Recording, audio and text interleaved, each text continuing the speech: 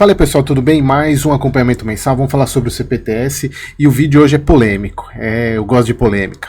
Brincadeiras à parte, a gente vai falar bastante sobre, vocês viram na thumb, sobre o caso do XPPR, que tem uma proposta de assembleia da Capitânia comprar um imóvel dele.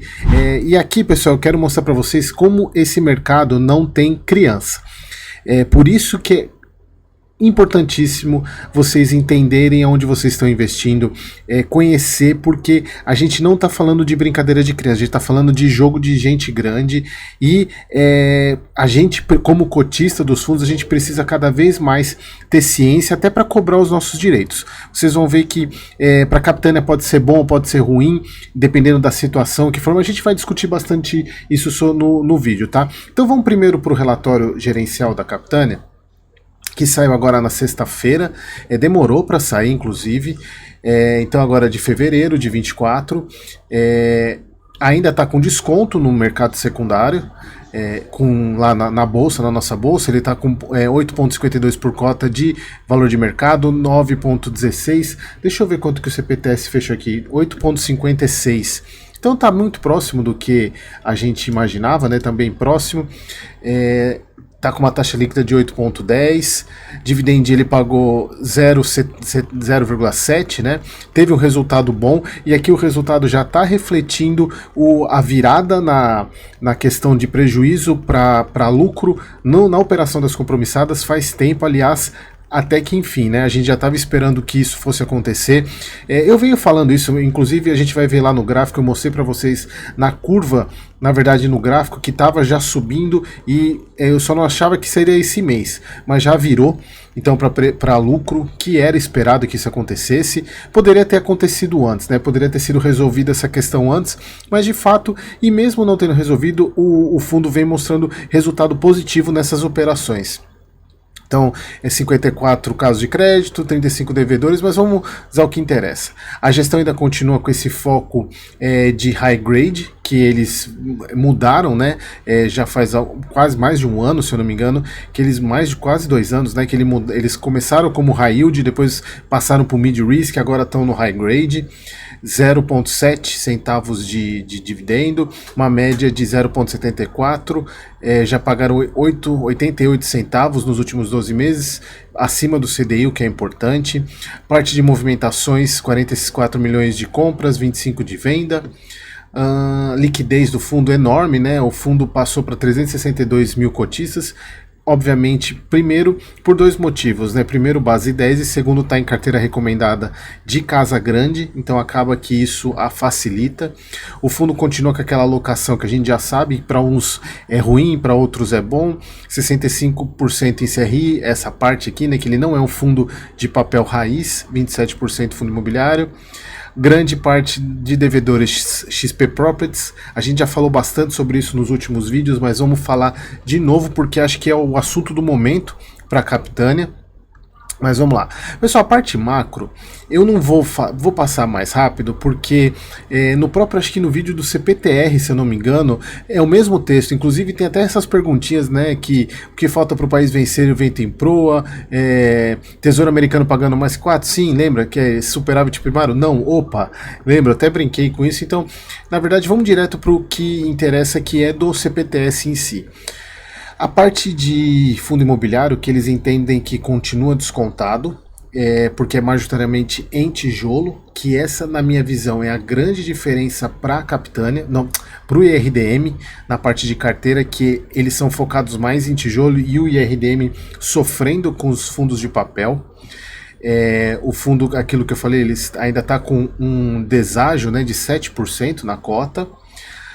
Aqui a gestão continua fazendo operações de troca, né, reciclagem de portfólio, pegando high grade com taxas mais altas. Então, só para vocês verem essa movimentação, das 44 milhões de compra, eles compraram IPCA 8,58 e venderam a 7,66, quase 1% de diferença, né? Então é importante isso até para melhorar o resultado do fundo. Aqui a parte da estratégia, aquilo que eu falo para vocês, né, que ele vinha com essa diferença gigantesca aqui, né, de lá no início, em janeiro, lá em junho de 21, então aquele era um high yield, e aí foi subindo a taxa, a taxa ponderada da carteira se manteve a mesma, enquanto que o Tesouro foi subindo, então eles não subiram na mesma velocidade, né? Eles poderiam ter subido aqui, continuando com o fundo high yield, mas mantiveram a taxa de carrego,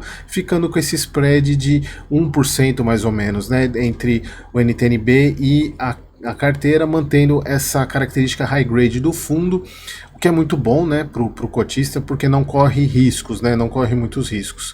Bom, aqui a grande mensagem, acho que é o primeiro ponto importante, a gente vai falar sobre 2 pontos hoje, que é a carteira de CRIs versus o custo de compromissada.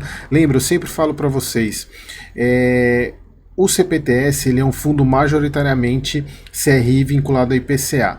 E as compromissadas, os CRIs de alavancagem, eles são em CDI. Então, enquanto você tem o CDI baixo e a inflação alta, ok, você tem retorno maior do que o que está saindo. Só que o CDI ele vai subindo para poder fazer com que a inflação caia. Aí o que aconteceu? O CDI lá em cima e a inflação caiu. E aí houve esse descasamento entre receita e despesa. E a gente vê nitidamente aqui, desde lá de maio de 23, venha no negativo. Teve alguns meses positivos aqui, mas basicamente desde junho aqui, ó, 0.08, 42, 68, menos 36, 29, 19, 20, 14, e esse mês virou. E aqui a gente consegue ver nitidamente, eu tinha falado isso para vocês no mês passado, retrasado, que a curva tava subindo e virou esse mês, e isso vocês vão ver que reflete diretamente no resultado do fundo. Quer ver? Deixa eu pegar aqui para vocês. É aqui a parte de receita. O fundo divulgou 0,7 centavos por cota. Eu quero chegar lá na DRE do fundo. Eles fizeram... Um ponto que eu queria chamar a atenção para vocês. Eu vinha falando até os últimos vídeos que a maior parte dos fundos estavam comprando VISC, e o CPTS foi o primeiro que eu vi vendendo VISC, né? Talvez ele esteja enxergando algo que os outros não estão enxergando, que a grande parte tem vendido. Eles dois venderam shopping, né?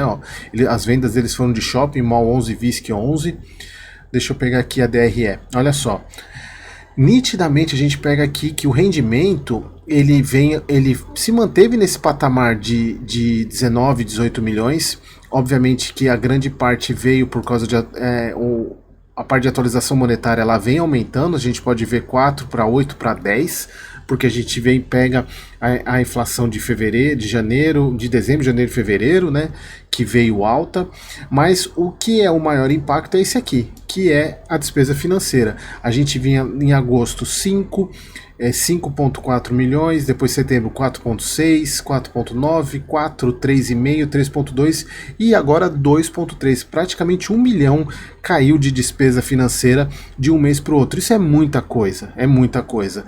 Então isso até fez o fundo gerar reserva, o que é importante. Olha só, ele gerou resultados 8 centavos e pagou 7 centavos, acumulou 0,007, então ele está com um pouquinho de reserva aqui, né?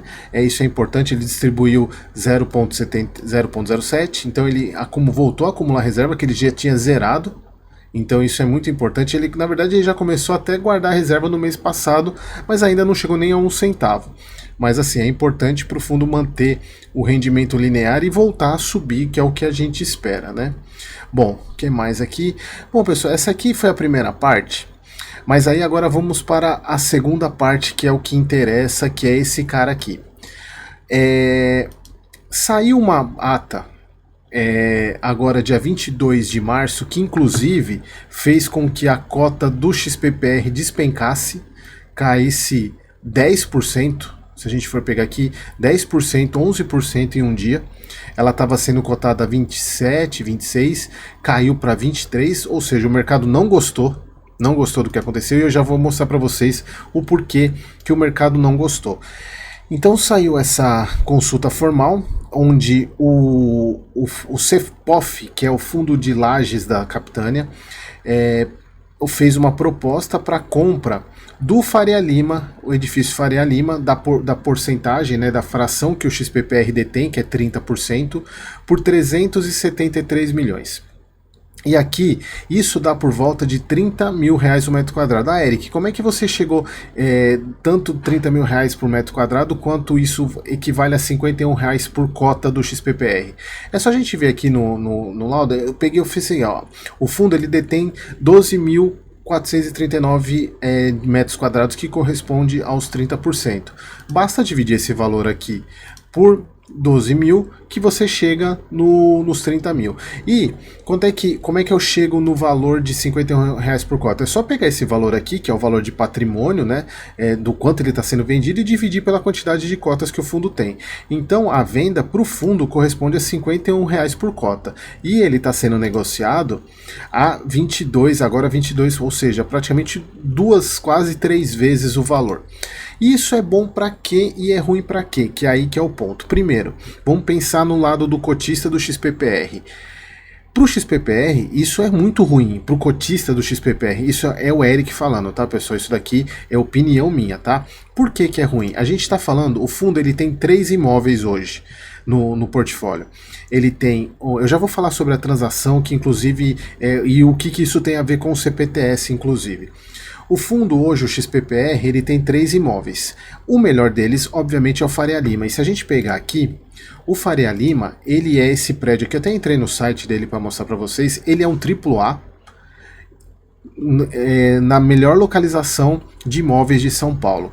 Então, se a gente for pegar os imóveis que foram negociados nessa região, por exemplo, o próprio Faria Lima 4.440, o prédio do Itaú, foram tudo negociado acima de 40, no caso do Itaú, lá foi 60 mil reais o metro quadrado, e no caso do Faria Lima, acho que foi 43 ou 44 mil. Então aqui, a gente já começa a ver que o fundo, o Capitânia está pagando mais barato, ou seja, pagando menos do que em tese ele valeria, pro fundo. Por quê? No caso, é aquela situação, pessoal, quando você está devendo, você acaba aceitando situações que não seriam normais num mercado, numa situação onde você não estivesse precisando de dinheiro. Então, a venda, ao oferecer esse valor aqui, de 373 milhões, então dá 30 mil reais o metro quadrado, então, em tese, eles estão pagando menos. Só que mesmo esse pagando menos, está dando 51 reais por cota. Olha só, e aí, o porquê que eu falo que isso agora a gente entra na questão do CPTS. Primeiro, o CPTS, pessoal, como a gente viu, ele é dono de praticamente 12% das cotas do fundo. Então, na verdade, aqui é a participação do XPPR no patrimônio dele, mas se não me engano, dá entre quase 20%. Ele é dono de praticamente 20%. Se a gente pegar, só para eu confirmar essa porcentagem aqui, deixa eu pegar certinho aqui, ó.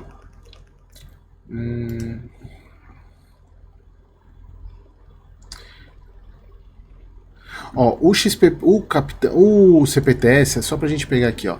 O CPTS tem 302 mil cotas do XPPR. Vamos fazer as contas aqui. Quantas cotas o XPPR tem? Ele tem, acho que é 7 milhões de cotas, né? Quer ver? Cadê? Aqui, ó, 7 milhões de cotas. Então ele tem, deixa eu só voltar aqui pra gente não confundir aqui. Se a gente pegar aqui, tá, ele tem 302 mil cotas, 516 dividido por 7316171. Tá dando 4%? Só isso? Não, acho que tá errado esse número aqui, porque se eu não me engano, ele é quase 20% talvez essa informação a gente tem que pegar no informe mensal, no informe trimestral, pra gente ver aqui de fato quantas cotas o Capitânia. Tá dando 4% aqui, eu nem tinha visto aqui. Deixa eu pegar aqui. Então, só o CPTS, pessoal, eu entrei aqui para a gente ver. O CPTS, ele possui, na verdade, de fato, ele possui 4,13 de cotas, mas o que a gente está falando aqui é que o fundo, isso aqui são todos os fundos, né? Participação de todos os, não somente do CPTS, tá? Isso aqui entra todos os outros fundos, então ele tem 12, mais de 12%, né? Se a gente pegar, vamos pegar aqui que tem uma outra informação sobre isso. Já aqui, ó, era aqui que eu queria. Olha só, cadê XPPR? XPPR tá aqui, ó, era esse ponto que eu queria chegar.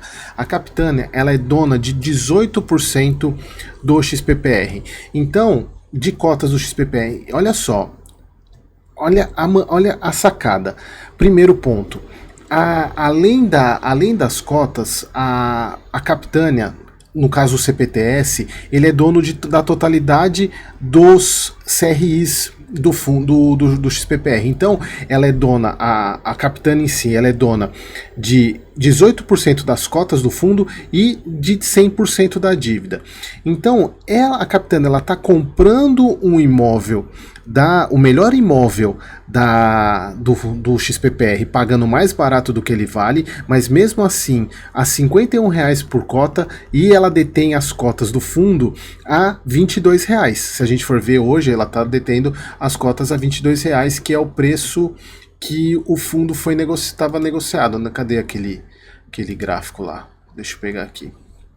Aqui, R$22 o preço da cota. Então, ela já tem um ganho aqui se porventura, na verdade, se porventura o fundo for liquidado, alguma coisa assim. Mas o outro ponto também é o seguinte: nessa compra, ela tá, como a gente pode ver no próprio fato relevante aqui, na próprio fato relevante, uma das condições para essa venda é pagamento de um CRI, que é o CRI 127 da quarta emissão, que é o CRI iTower, que é esse daqui, ó, esse CRI aqui, que é do próprio CPTS. Aqui, esse aqui, olha aqui, ó, o CRI iTower, e se a gente pegar lá cadê ele? Eu até marquei, aqui, ele aqui, ó. Então, na verdade, é o seguinte: a Capitânia está comprando um imóvel, fazendo com que ela mesma receba o valor por um outro fundo, quitando o outro CRI, tendo dinheiro para ela, uma parte desse, e a segunda parte é o seguinte: uma desvalorização do ativo, porque para ela que está comprando, é muito bom que a cota do XPPR desabe, porque ela pode ir lá e comprar esses imóveis esse fundo ainda mais barato, comprar mais cotas desse fundo ainda mais barato, comprar praticamente a totalidade dele. Olha só que sacada que a Capitânia está fazendo. Só que qual é o ponto de atenção nesse caso? É essa ata não ser aprovada. Por quê? Essa situação, ela não é boa para o cotista do XPPR. Porque a gente está vendo aqui o XPPR vendendo um imóvel, melhor imóvel do fundo, mais barato que em tese do que ele vale, e sobrando para ele as duas carcaças que tem lá. Carcaça é boa, né? Vendendo o melhor imóvel do fundo e sobrando as duas carcaças que ele tem aqui.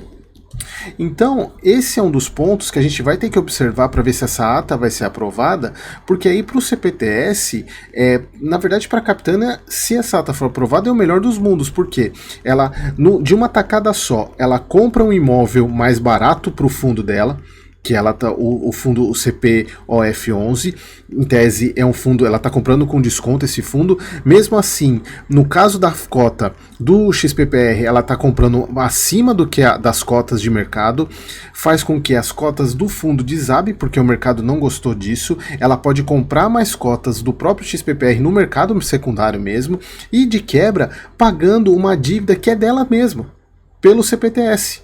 Olha que sacada e que jogada que a Capitânia está fazendo. Por isso, pessoal, desde o início eu tenho falado para vocês que não estava tudo desenhado para esse tipo de situação acontecer. Tudo desenhado, que a Capitânia sabia de coisas, a gente sabia, que eu digo assim, né? Não estava fazendo esse movimento de compra do XPPR, dos ativos do XPPR à toa. Então, e ainda tem esse próprio CPOF, né? Que é o fundo, pode fazer um bem bolado com o próprio CPTS também. Então, pessoal, olha só, resumindo, a gente está falando de um fundo de uma gestora que é expert no mercado, que é a Capitânia, fazendo uma movimentação, pegando um fundo que está com problemas seríssimos, pagando o imóvel mais em tese mais barato do que ele vale e de quebra pagando a própria dívida dela, que ela tem pagando o CRI na verdade ela está se pagando porque ela é credora e devedora ao mesmo tempo. É uma jogada de mestre que a Capitânia está fazendo e de fato para ela se concretizar essa ata precisa ser aprovada. Porém, pessoal, eu ainda preciso deixar muito claro para vocês que se não for aprovada, a Capitânia com o CPTS, ela pode estar com um pipinaço nas mãos, porque é o seguinte, nossa, meu olho tá irritado aqui, não sendo reprovada, pode acontecer um default dessa dívida, e aí o CPTS embarca com todo aquele CR, com aquela dívida que ele comprou do CPTS com o XPPR na mão. Então, é um ponto muito importante, porque por mais que a Capitânia ela tenha feito toda essa movimentação, comprado as dívidas do XPPR, contando que com essa situação fosse acontecer, depende muito da aprovação dos cotistas. A gente não tem, se a gente pegar nos próprios cotistas do XPPR, a gente não tem nenhum player forte que possa favorecer a Capitânia nesse caso. Vai depender muito do que os cotistas vão querer. E então, assim, é uma jogada, por mais que, como eu falei para vocês, é uma jogada, uma tacada de mestre, mas envolve um risco bem grande associado, que a gente tem que observar se de fato essa assembleia não for aprovada, porque aí vai ter que ser feita uma nova assembleia, tem que ver uma outra situação, porque de fato a Capitânia assumiu todo esse passivo do XPPR, contando com que nesses movimentos ele conseguiria vender os imóveis, tanto é que a própria justificativa que a Capitânia deu quando ela comprou os CRIs do XPPR, né, trocou com a Quineia, foi o fato de que eles contavam com a venda dos imóveis para poder quitar essas dívidas, o recebimento. Então, se a Assembleia não aprovar isso, o fundo continua com essa situação, o CPTS continua com esses CRIs aí, com essa dívida do XPPR, a ponto do XPPR não conseguir pagar. Então a gente tem que ficar muito atento nesse ponto, né? A gente tem que ficar, mas assim, na minha visão, eu acredito que isso vai ser aprovado, de fato vai ser aprovado, e aí para o cotista, que eu estava até esquecendo, para o cotista do IRDM, isso também é ruim, porque de fato sacramenta o prejuízo. Sacramenta o prejuízo que ele vai ter. Opa, fechou aqui. Deixa eu voltar aqui. Sacramenta o prejuízo que o cotista do IRDM vai ter. Pessoal, eu sei que foi bastante informação nesse vídeo, mas assim, acho que deu para entender bastante da sacada. A gente vai esperar para o próximo mês. Então o CPTS tem tudo para voar. Então, era isso, pessoal. Espero que vocês tenham gostado e até o próximo vídeo.